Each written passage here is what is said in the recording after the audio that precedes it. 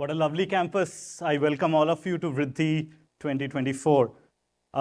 At Bain, we have worked a fair bit with multiple companies, helping them with their strategy of how to win in emerging markets, as well as in many cases, accelerating their growth in emerging markets.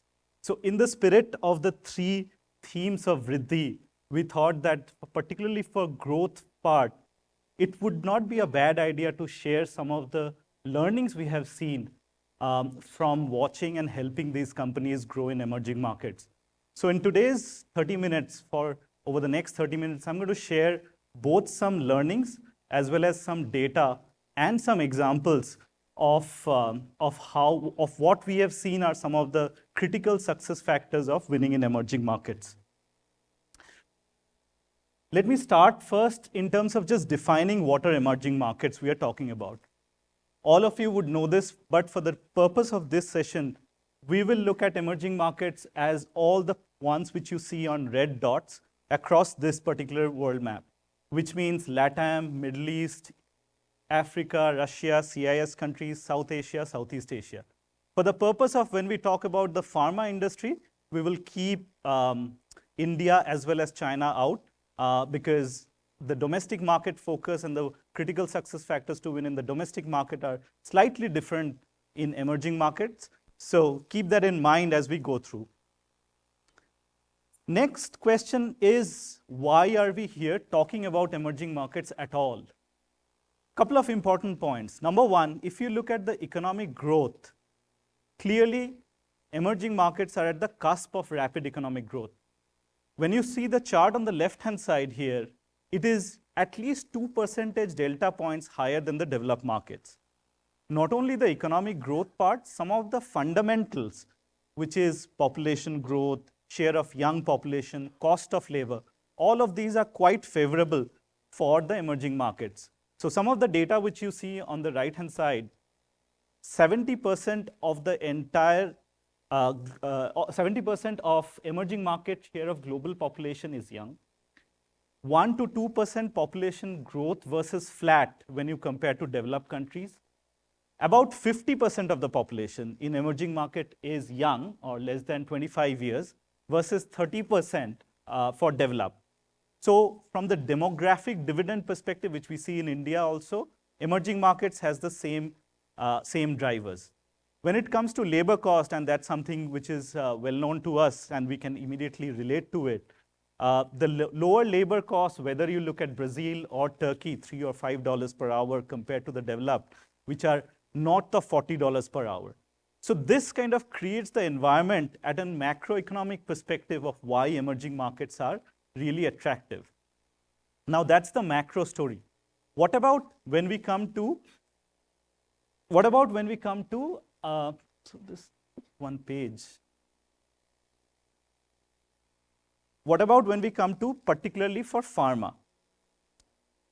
Again, couple of reasons. Number one is that the size of the pharma market in emerging markets is quite sizable. What this chart really shows, the total size of emerging markets pharma, about 90 odd billion, greater than 90 billion. And what you see are the different countries. So you can see across the regions how the different countries stack up.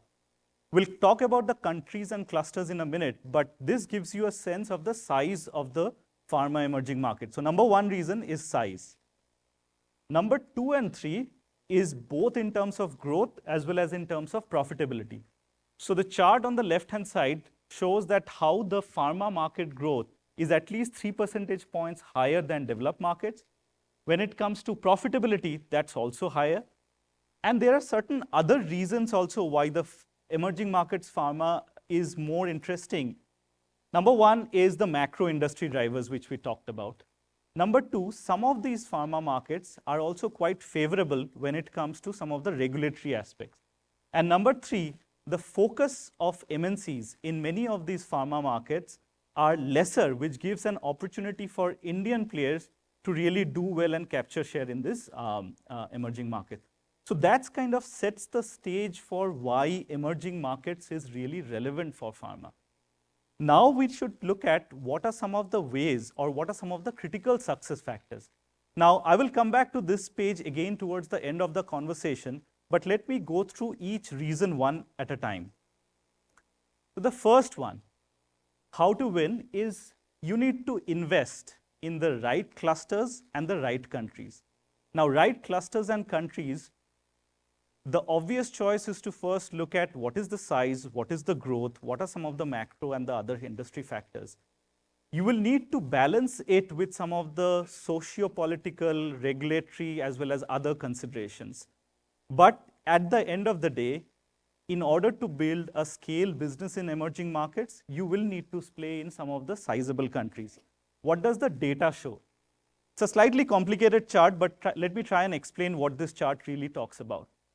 On the x-axis or the horizontal axis, what you see is the market size in that particular country, from left being small to right being large. On the y-axis or the vertical axis, that's really the growth. So if it's lower on the vertical axis, that's low growth, and higher on the vertical axis, that means high growth. So in effect, it's a 2 by 2. The top right is where it's both sizable as well as high growth. Bottom left will be smaller growth and small size. So that's the lay of this land. Now, what this kind of lays out is the fact that there are some countries, which is not unexpected, which do come up as higher in terms of both size and growth. But the other point which I was mentioning, that it's not only size and growth you will need to look for when you think of either entering or expanding into emerging markets.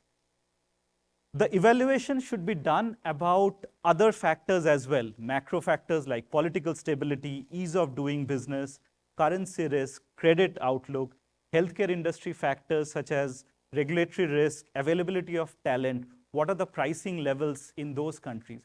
These would be some of the combinations which you would need to use to arrive at your choice of country and choice of cluster.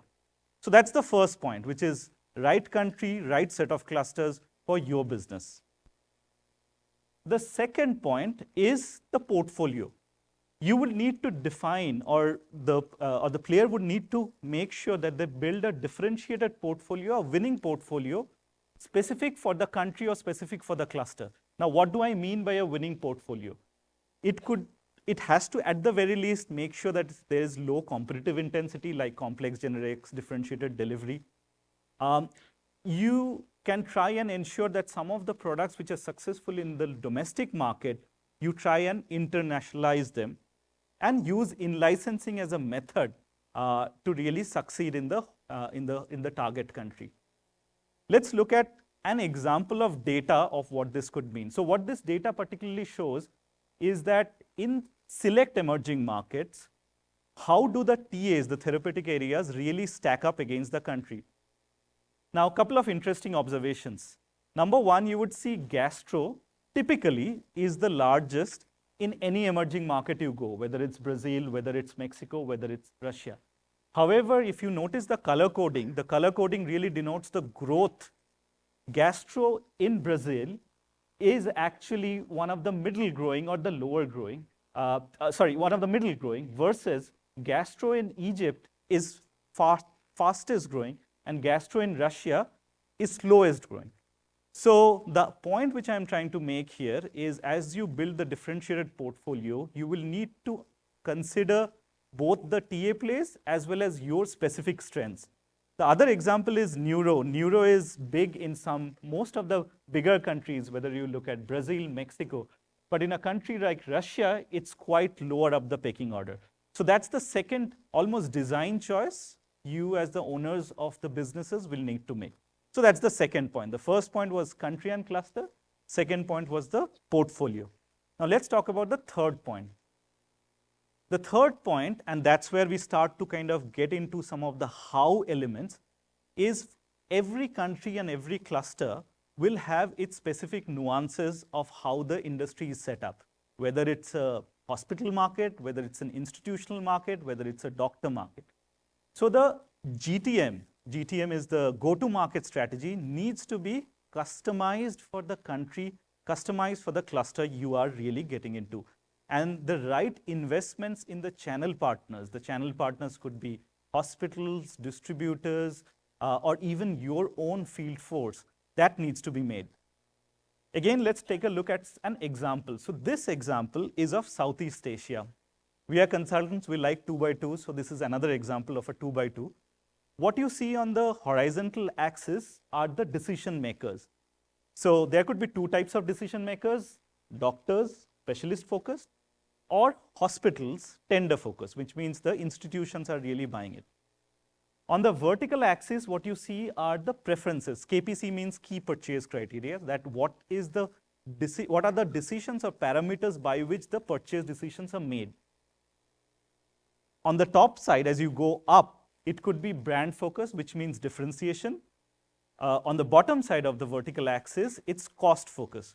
So that gives, again, another playing ground to, and you can apply this on other clusters to see what your countries stack up to.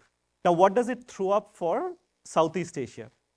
There are certain countries, and another point which I need to make, that even in all countries, there could be different markets. There could be public markets, there could be reimbursed markets, there could be the doctor markets.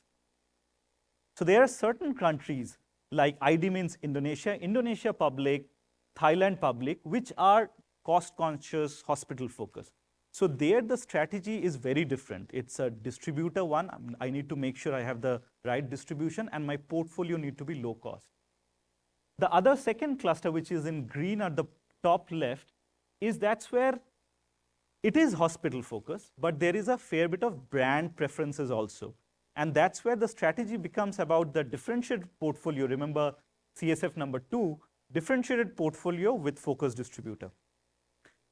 The right-hand side of it is the typical market which we are used to, specialist, doctor-driven, and that's where the companies need to become really the category leader, ensure that they have the right commercial engine, which is sales force on ground, to interact and engage with the doctors to win.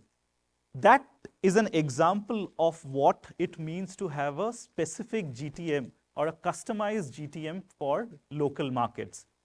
Each of these will also have its own critical success factors. So for example, in the broad distributor low cost portfolio, as you would expect, it's about low cost. So the low cost through portfolio, low cost through sourcing, manufacturing, local partnerships, wide geographic reach. If you compare that with the specialist focused, yes, the geographic reach would be required, but instead of distributor, you will need to have your own people. You need to have your own sales force, and that's an evolution, highly trained sales force to engage with the doctors. And the product and the top left one is somewhere in between. Again, the point to make is, the third point is about making sure that you have the customized GTM for the country you are going to go after. Let's go to the fourth point. The fourth point, start looking inwards. As we are thinking of going into countries outside beyond our domestic market, we need to choose the right operating model. Operating model is a word to describe the right organizational, the right way we think about our headquarters, how they will interact with the local team. And there is actually a spectrum of choices you can consider. That spectrum can range from being very central to being very decentralized. Now, what does central model really mean? It means command and control. The headquarter will decide, will do the planning. The headquarter will do the programmatic execution. There is central expertise, local execution. What does decentralized means? It means empowerment. You give empowerment to the local countries. You have the teams there. They become COEs or centers of excellence in their own rights.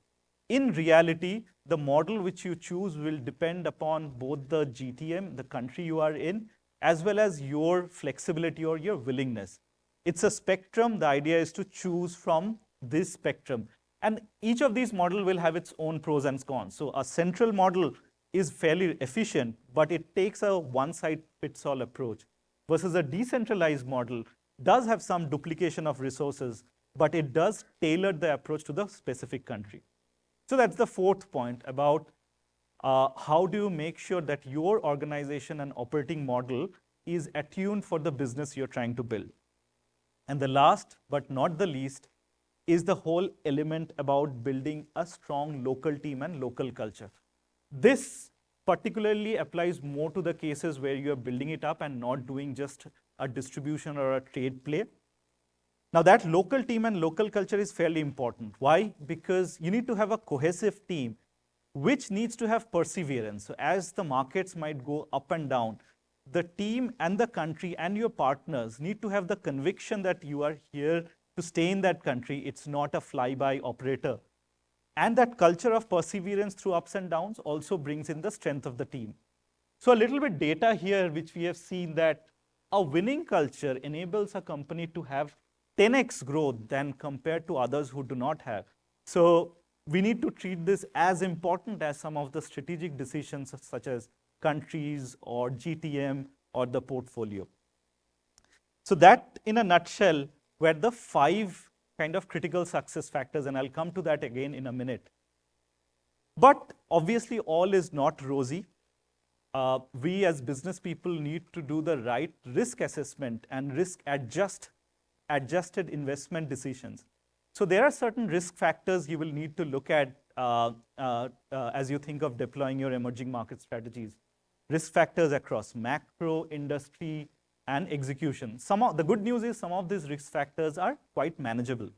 So on the macro side, there could be economic volatility like currency fluctuations, credit ratings, etc.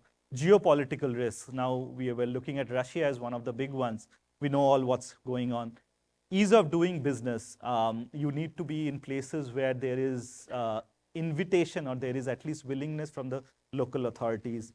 On the particular industry or the TA side, specific regulations, the level of competition, technology obsolescence, local talent availability, going back to the team point. All of these are considerations you will need to play or considerations or risks you'll need to keep in mind. And finally, certain execution points such as distribution, dependence on tenders, etc. So this is a balanced view at the end of the day. There is a playbook, and there is a playbook which has been executed by many companies to really win successfully in emerging markets. That playbook needs to be thought through for your particular business, your particular situation, keeping some of the risks and the consideration in mind. So that's all what I had for today. I'm happy to take any quick questions and then move on to the next session.